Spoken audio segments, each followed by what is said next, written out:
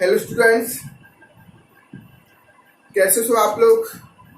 I hope आप सब बहुत अच्छे होंगे। एक महीने के गैप के बाद आपने एक महीने के गैप में बहुत सारा केमिस्ट्री को रिवाइज किया होगा और एनसीईआरटी से रिलेटेड सारे न्यूमेरिकल्स को सॉल्व किया होगा। आज हम वहीं से लास्ट लेक्चर में हमने केमिकल काइनेटिक्स से रिलेटेड कुछ न्यूमेरिकल्स किए थे और वहीं से आगे हम अब कंटिन्यू करते हैं। That is next topic is a molecularity of the reaction. Molecularity of the chemical reaction।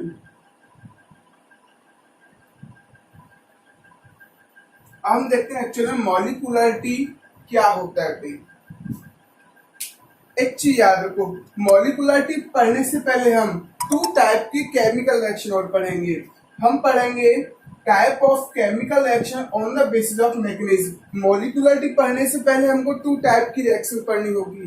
Type of chemical reaction, type of chemical reaction on the basis of based on reaction mechanism. Reaction mechanism के based पर हमने chemical reaction को two part में divide किया। First is elementary reaction, second is complex reaction. First is elementary reaction and second is complex reaction. Elementary reaction का मतलब होता है ऐसी रिएक्शन जो वन स्टेप में कंप्लीट हो जाए। Those reaction which get completed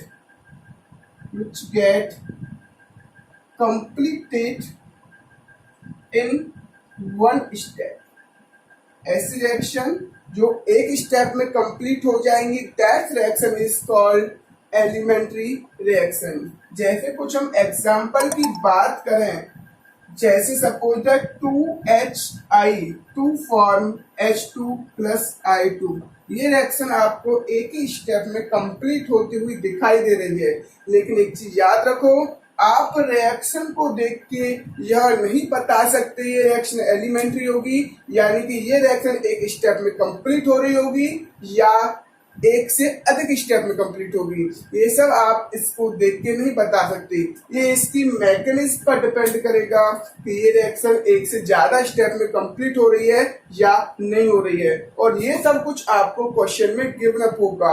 अगर वो रिएक्शन एक स्टेप में कंप्लीट हो रही है तो this type of reaction is called elementary reaction, और ऐसी रिएक्शन जो वन स्टेप में कंप्लीट नहीं होती हैं, These are called complex reaction। आपको ये चीज यहाँ तक समझ में आ गई होगी। जैसे एक एग्जांपल की और बात करें, 2NO react with O2 to form 2NO2, यानी कि ये भी रिएक्शन क्या होती है, सिंगल स्टेप रिएक्शन होती है। जैसे हम एसिड बेस रिएक्शन देख लें, NaOH प्लस HCl वाली जो रिएक्शन है उसमें बनेगा कि आपका NaCl प्लस H2 का फॉर्मेशन होगा। ये रिएक्शन भी क्या होगी, आपकी सिंगल स्टेप रिएक्शन होंगी। और एक दो एग्जांपल और, NH4 NO2 को अगर आप डिकम्पोज करोगे तो it's give N2 plus 2H2O। इस तरह की रिएक्शन क्या होती है, एलिमेंट्री रिएक्शन होती हैं जो एक ही स्टेप में कंप्लीट हो जाती हैं। या फिर इन रिएक्शन को हम सिंपल रिएक्शन भी कहते हैं। क्या कहते हैं, बहुत यार सिंपल रिएक्शन, बहुत सिंपल होती हैं क्योंकि इसका ये रिएक्शन एक ही स्टेप में कंप्लीट हो रही है, इनकी कोई भी मैकेनिज्म नहीं होती है। अब हम देखेंगे कॉम्प्लेक्स रिएक्शन। कॉम्प्लेक्स रिएक्शन देखो नाम से पता पड़ रहा है जो कॉम्प्लेक्स हो, यानी कि जो एक दो या दो से अधिक स्टेप में कंप्लीट होती है। ऐसी रिएक्शन जो दो या दो से अधिक स्टेप में कंप्लीट होती है, this type of reaction is called complex reaction. हम लिख सकते हैं those reaction which get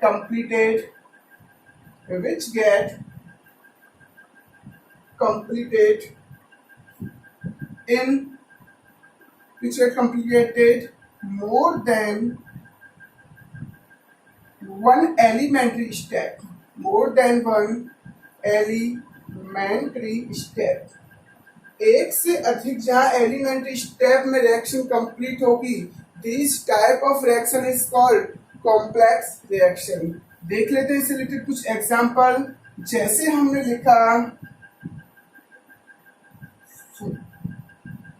2O2 to form 3O2, आपको 2O3 टू फॉर्म 3O2, आपको रिएक्शन को देख के क्या लग रहा है भाई? आप रिएक्शन को देख के कह रहे हो ये तो एलिमेंट्री स्टेप रिएक्शन है, ये तो एक ही स्टेप में कंप्लीट हो रही है, लेकिन ऐसा नहीं है। जो दिखता है एक्चुअल में वो नहीं होता है भाई। रिएक्शन को मैं आपको दोबारा रिपीट कर रहा हूँ, रिएक्शन को देख के आप ये नहीं बता सकते ये क्या होगी। क्वेश्चन में ये चीज आपको गिवन अप होगी, ये एलिमेंट्री रिएक्शन है, ये सिंपल रिएक्शन है या ये कॉम्प्लेक्स रिएक्शन है। लेकिन अब देखो इसकी क्या होती है, मैकेनिज्म होती है, यह दो से अधिक स्टेप में कंप्लीट होती है भाई।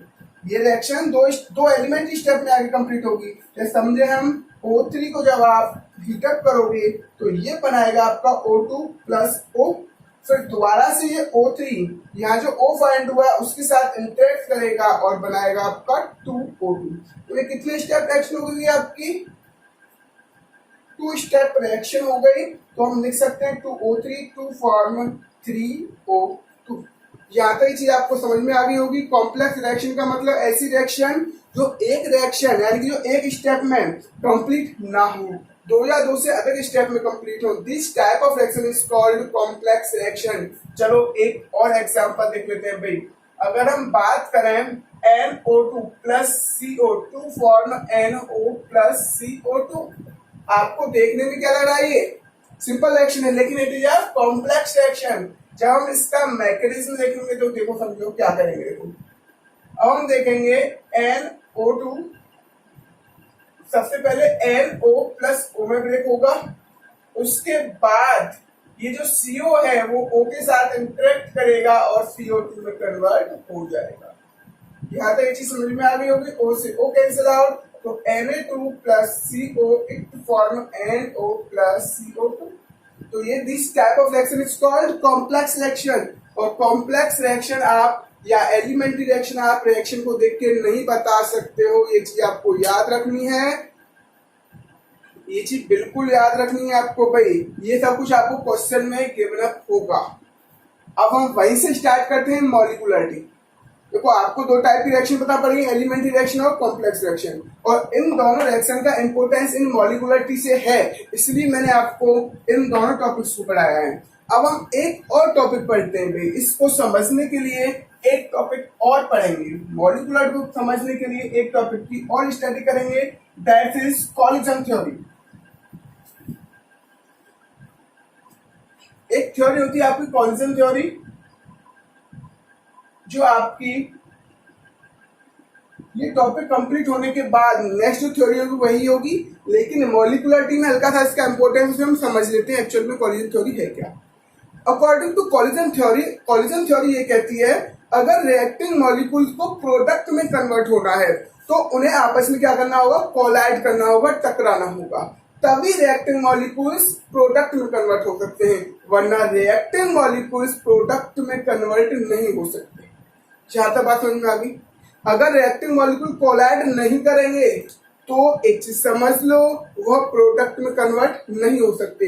और एक चीज याद रखो, 1 सेकेंड में 10⁻27 टाइम कोलाइड होता है, 10⁻27 टाइम कॉलिजन होता है। लेकिन क्या प्रत्येक यानी कि एवरी कॉलिजन से प्रोडक्ट का फॉर्मेशन होता है? ऐसा पॉसिबल नहीं है। एवरी कॉलिजन प्रोडक्ट का फॉर्मेशन नहीं करता है, फ्यू कॉलिजन ही प्रोडक्ट का, fraction of collision he product का फॉर्मेशन करते हैं, और जो कॉलिजन प्रोडक्ट का फॉर्मेशन करते हैं that is called effective collision, that is called effective collision. बात यहां तक समझ में आ गई होगी। इस कॉलिजन थ्योरी कहती है अगर रिएक्टिंग मॉलिक्यूल को प्रोडक्ट में कन्वर्ट होना है तो उन्हें आपस में कोलाइड करना होगा, और प्रत्येक कोलाइड से प्रोडक्ट का फॉर्मेशन नहीं होता है, कुछ ही कॉलिजन से, कुछ ही कोलाइड से प्रोडक्ट का फॉर्मेशन होता है, और जिन कॉलिजन से प्रोडक्ट का फॉर्मेशन होता है these are called effective collision. और ये इफेक्टिव कॉलिजन की कुछ ना कुछ तो कंडीशन होंगी। तो these effective collision depend on two factor. वो टू फैक्टर होगा, फर्स्ट फैक्टर होगा एनर्जी फैक्टर। फर्स्ट फैक्टर क्या होगा आपका? Energy factor. और सेकंड फैक्टर होगा आपका ओरिएंटेशन फैक्टर। देखो एनर्जी फैक्टर, रिएक्टिंग मॉलिक्यूल के पास कम से कम इतनी एनर्जी होनी चाहिए जिससे वो एक्टिवेटेड कॉम्प्लेक्स के बैरियर को क्रॉस कर सके। हम नेक्स्ट लेक्चर में इसको बहुत अच्छी तरह से पढ़ेंगे ये एक्चुअल में एनर्जी फैक्टर क्या होगा। लेकिन यहाँ पर जो हमारा मेन पॉइंट होगा वो होगा ओरिएंटेशन फैक्टर, या जो मेन चीज पढ़ने वाले हैं मॉलिक्युलरिटी में वो क्या पढ़ेंगे? Orientation factor. ओरिएंटेशन फैक्टर हमें ये कहता है अगर रिएक्टिंग मॉलिक्यूल्स को प्रोडक्ट में कन्वर्ट होना है तो जो आपका कॉलिजन होगा वो क्या होगा? हेड ऑन कॉलिजन होगा, जस्ट आमने सामने से कॉलिजन होगा। और कॉलिजन इस तरह से होना चाहिए जिससे वो easily at a stand of time एक दूसरे से कोलाइड करें और प्रोडक्ट का फॉर्मेशन करें। और ये कॉलिजन भी क्या होना चाहिए? हेड ऑन कॉलिजन होना चाहिए। देखो एक चीज याद रखो, ओरिएंटेशन फैक्टर का मतलब है एक ही टाइम पर मॉलिक्यूल एक ही जगह आके कोलाइड करेंगे, उसे कहते हैं हम उस चीज वही क्या होती है आपका? Orientation factor. ओरिएंटेशन फैक्टर किस पे डिपेंड करता है? ओरिएंटेशन फैक्टर का मतलब होता है मॉलिक्यूल्स या particles collide simultaneously at a instant of time, यानी कि मॉलिक्यूल्स या आयंस या पार्टिकल्स या आप कह सकते हो एटम्स एक ही टाइम पर एक ही जगह पर आके कोलाइड हो, that is called orientation factor. और मोस्टली एक चीज याद रखो, ऐसा मोस्टली 3 एटम्स के लिए तो 3 पार्टिकल्स के लिए तो पॉसिबल है, लेकिन अगर 4 पार्टिकल आपस में कोलाइड करें ऐसा पॉसिबल नहीं है।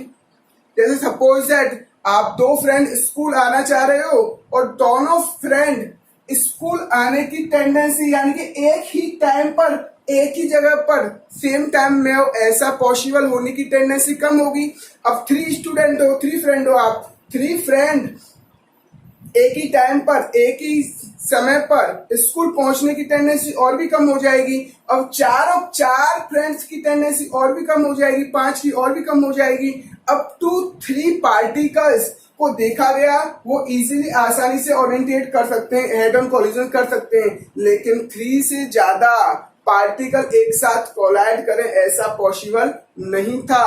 तो यहां तक आपको कोलिजन थ्योरी समझ में आ गई होगी, ओरिएंटेशन फैक्टर का मतलब समझ में आ गया होगा, यानी कि एक ऐसा फैक्टर वो ओरिएंटेशन फैक्टर ये करता है यानी कि molecules collide at a time, यानी कि मॉलिक्यूल्स कोलाइड साइमल्टेनियसली एक ही टाइम पर एक ही साथ टकराएं, उसे कहते हैं साइमल्टेनियसली। और 3 से ज्यादा पार्टिकल्स एक साथ नहीं टकरा सकते, ये देखा ही नहीं गया है, बहुत रेयर केसेस होंगे ऐसा हुआ होगा। यहाँ तक ये चीज आपको समझ में आ गई होगी।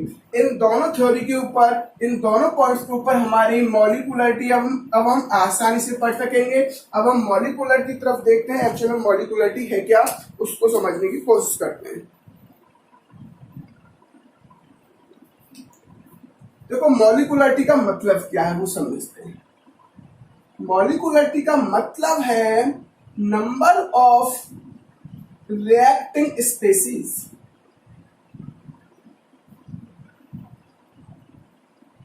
Number of reacting species, species का मतलब ये एटम्स हो सकता है, आयंस हो सकता है, मॉलिक्यूल्स हो सकता है।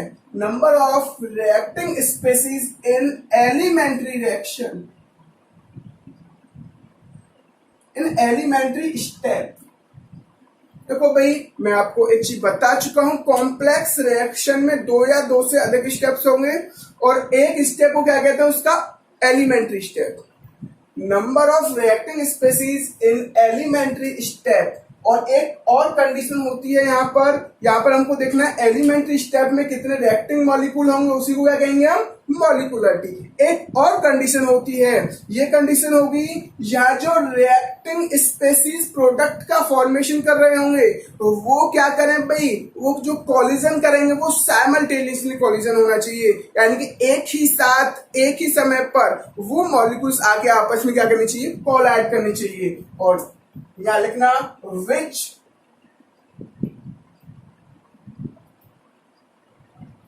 which collide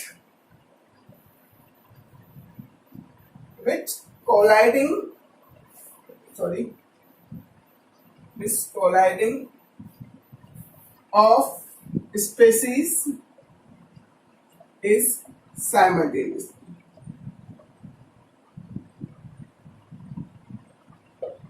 और ये जो रिएक्टिंग स्पेसीज का कोलाइजन होगा वो क्या होना चाहिए, साइमल्टेनियसली होना चाहिए, तब तो मॉलिकुलरिटी डिफाइन होगी, वरना मॉलिकुलरिटी डिफाइन नहीं होगी।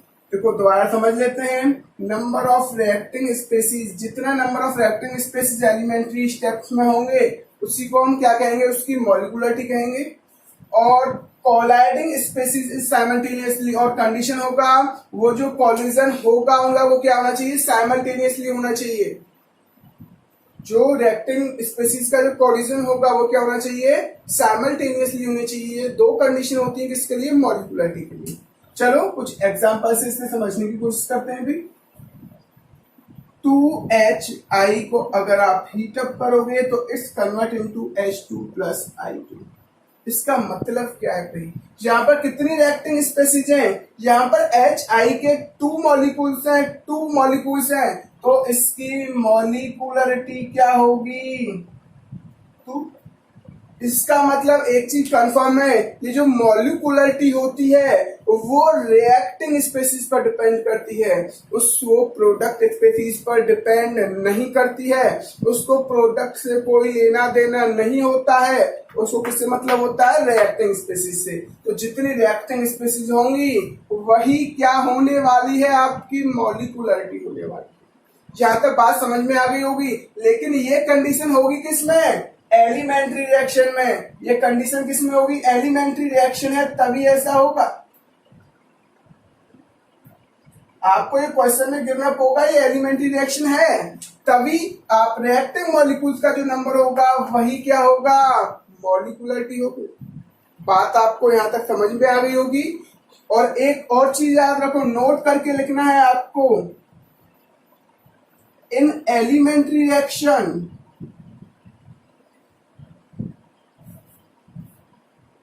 जो ऑर्डर यानी कि जो मॉलिकुलरिटी ऑफ द रिएक्शन होगी वही ऑर्डर ऑफ द रिएक्शन होगी। जो मॉलिकुलरिटी ऑफ द रिएक्शन होगी वही क्या होने वाली है, ऑर्डर ऑफ रिएक्शन। ये एक्सपेरिमेंटली देखा गया है, जो एलिमेंट्री रिएक्शन में जो रिएक्शन की मॉलिकुलरिटी होती है वही ऑर्डर ऑफ द रिएक्शन होता है, तो इस रिएक्शन के लिए ऑर्डर क्या होगा, 2। बात यहां तक आपको समझ में आ गई होगी, ये चीज आपको याद रखनी है, बहुत इंपॉर्टेंट चीज है। एलिमेंट्री रिएक्शन में जो मॉलिकुलरिटी होती है वही ऑर्डर ऑफ द रिएक्शन होता है। ये चीज सब एक्सपेरिमेंटली डिफाइन हो चुकी हैं तभी ये रिजल्ट आ रहे हैं। बात समझ में आ गई होगी ये चीज आपको। लेकिन एक चीज याद रखो, ये चीज आपको गिवन अप होनी चाहिए, एलिमेंट्री रिएक्शन है या नहीं। आप रिएक्शन को देख के इसको देख के ये नहीं बता सकते क्या है एलिमेंट्री रिएक्शन। बात इसको समझना है आपको। अब हम बात करें NH4NO2 की बात करें। अगर हम इसका डिकम्पोजिशन करेंगे तो किसमें ब्रेक होगा, N2+2H2O। और गिवन अप है आपको, इट इज अ सिंपल यानी कि सिंपल एलिमेंट्री रिएक्शन। अगर ये एलिमेंट्री रिएक्शन है तो नंबर ऑफ रिएक्टिंग मॉलिक्यूल्स कितने हैं भाई, ओनली 1। तो molecularity of this reaction is 1, order of this reaction is 1। ये एक्सपेरिमेंटली देखा गया, एलिमेंट्री रिएक्शन के लिए जो मॉलिकुलरिटी होती है वही उसका ऑर्डर होता है। अगर आपको रिएक्शन में सिंपल एलिमेंट्री रिएक्शन ना गिवन अप हो और अगर उसका रेट एक्सप्रेशन गिवन अप हो, यदि आपको इस तरह से गिवन अप हो R इक्वल टू के NH4NO2 की पावर 1, तो आपको देखना चाहिए यहाँ पे स्टोइकियोमेट्रिक कोफिशिएंट 1, यहाँ पर ऑर्डर क्या आ रहा है 1, तो ये कौन सी रिएक्शन होने वाली है? सिंगल स्टेप रिएक्शन, यानी कि एलिमेंट्री स्टेप रिएक्शन होने वाली है। ये आपको तुरंत क्लिक करना चाहिए। अगर ऑर्डर और स्टोइकियोमेट्रिक कोफिशिएंट आपस में मैच कर जाएं, अगर रेट लॉ एक्सप्रेशन से ऑर्डर ऑफ रिएक्शन और stoichiometric coefficient of reacting molecules match कर जाएं, तो आपके दिमाग में तुरंत क्लिक करना चाहिए this type reaction is called simple elementary reaction. ये चीज आपको बिल्कुल समझ में आ गई होगी। अब एक चीज समझ लो भाई, अगर मॉलिकुलरिटी 2 होती है तो उसे हम कहते हैं बेटा बाई मॉलिकुलर। इसको रिएक्शन को कहते हैं बेटा बाई मॉलिकुलर रिएक्शन। क्या तो बात समझ में आ गई? अगर मॉलिकुलरिटी 1 होगी तो उसको क्या कहते हैं हम? Unimolecular reaction. अगर मॉलिकुलरिटी अगर आपकी 3 होती है तो उसे क्या कहेंगे हम? Try molecular reaction. यहां तक आपको बात समझ में आ गई होगी। देखो एक और एग्जांपल समझ लेते हैं। 2NO plus O2 combine to form 2NO2। यहां पर आपने देखा और आपको गिवन अप है इट इज एलिमेंट्री रिएक्शन। आपने देखा भाई, अगर आपको ये भी चीज गिवन अप नहीं है, आपको बस गिवन अप है एक्सपेरिमेंटली डिटरमाइन हुआ R इक्वल टू के, यहाँ पर जो NO की पावर है वो है 2 और O2 की पावर है वो है 1। आपने देखा यहाँ पर O2 की पावर यानी कि जो ऑर्डर है वही क्या है? Stoichiometric coefficient. यहाँ पर देखा O2 का ऑर्डर यहाँ पर 1 है और स्टोइकियोमेट्रिक कोफिशिएंट क्या यहाँ पर 1। अगर रिएक्टिंग यानी कि stoichiometric coefficient of reacting species और ऑर्डर ऑफ रिएक्टिंग स्पीशीज आपस में मैच कर जाए तो आपको तुरंत कंफर्म होना चाहिए it is the elementary reaction. और एक चीज याद रखो, यहाँ पर ऑर्डर ऑफ रिएक्शन क्या होने वाला है? बताओ भाई। Order of reaction is 2 + 1 = 3। और मॉलिकुलरिटी को आप जानते हो, नंबर ऑफ रिएक्टिंग स्पीशीज। यहाँ पर NO के 2 मॉलिक्यूल्स है, यहाँ पर 1 है, तो यहाँ मॉलिकुलरिटी क्या है आपकी? 3। तो this type of reaction is called try molecular reaction. इसको क्या कहेंगे हम? ट्राई मॉलिकुलर रिएक्शन कहेंगे। आपको मॉलिकुलरिटी की बात यहां तक समझ में आ गई होगी। अब आपके दिमाग में आ रहा होगा क्या टेट्रा मॉलिकुलर रिएक्शन नहीं होगी क्या? मैं आपको पहले ही बता चुका हूं, मॉलिकुलरिटी एक कॉलिजन थ्योरी के ऊपर बेस्ड है। अगर 3 से ज्यादा मॉलिक्यूल्स आपस में साइमल्टेनियसली टकराएंगे तो ऐसा मोस्टली रेयर केसेस में देखा ही नहीं गया, बहुत कम प्रोबेबिलिटी है। इसलिए याद रखना है, एक नोट डाल के लिख सकते हो, मॉलिकुलरिटी have 3 वैल्यू। मॉलिकुलरिटी है 3 वैल्यू 1 2 3। 3 से ज्यादा मॉलिकुलरिटी की वैल्यू नहीं हो सकती। और एक चीज याद रखो, मॉलिकुलरिटी की वैल्यू फ्रैक्शन नेगेटिव 0 बिल्कुल नहीं होगी। मॉलिकुलरिटी की वैल्यू ऑफ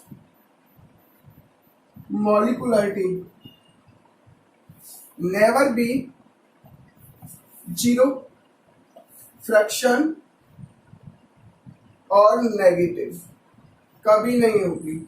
क्या आप ये कह सकते हो -2 मॉलिक्यूल टकराए, क्या नेगेटिव में कभी मॉलिक्यूल टकराएंगे क्या? क्या किसी भी रिएक्शन में नेगेटिव में मॉलिक्यूल होंगे? बिल्कुल नहीं होंगे। क्या किसी भी रिएक्शन में 0 मॉलिक्यूल होंगे? भाई 0 मॉलिक्यूल का मतलब रिएक्शन ही नहीं हो रही है। क्या किसी भी रिएक्शन में मॉलिक्यूल्स फ्रैक्शन में होंगे? भाई बिल्कुल नहीं होंगे। लेकिन आप कह रहे होंगे, आप हमने तो ये देखा है H2 + ½ O2 2 फॉर्म H2O।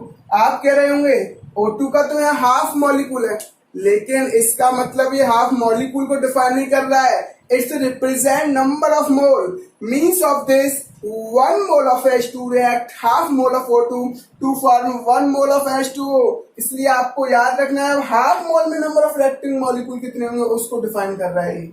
ये किसको रिप्रेजेंट नहीं करता है? मॉलिक्यूल्स को रिप्रेजेंट नहीं करता है। ये किसको रिप्रेजेंट करता है? नंबर ऑफ मोल को रिप्रेजेंट करता है।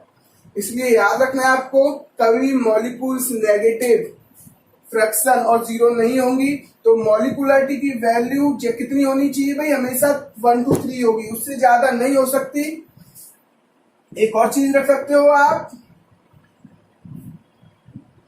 Value of molecularity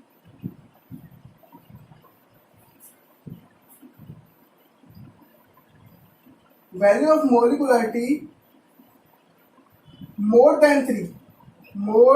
than 3 does not possible।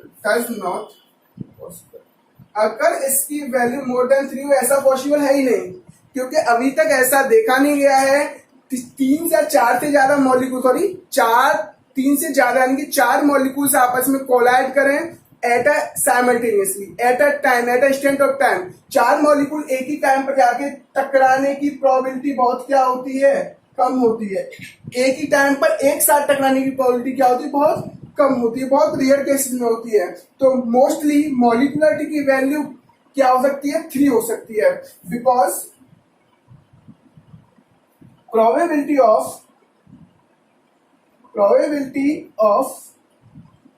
Particles, probability of more than 3 particles collide at a instant of time is very rare। यानी कि एक ही टाइम पर, एक ही जगह पर 3 से ज्यादा मॉलिक्यूल्स के टकराने की प्रोबेबिलिटी बहुत कम होती है, इसलिए मॉलिकुलरिटी की वैल्यू भी क्या होगी, 3 से ज्यादा नहीं होगी। मैं आपको बता चुका हूं मॉलिकुलरिटी किस पर डिपेंड करती है, ओरिएंटेशन फैक्टर पर, यानी कि number of reactive species which collide simultaneously, और वो क्या करनी चाहिए, एक दूसरा कोलाइड भी करनी चाहिए साइमल्टेनियसली। तो उसी को क्या कहते हैं बेटा, हम मॉलिकुलरिटी कहते हैं। जहां तक ये चीज आपको बिल्कुल समझ में आ गई होगी, मॉलिकुलरिटी क्या होती है फॉर एलिमेंट्री रिएक्शन।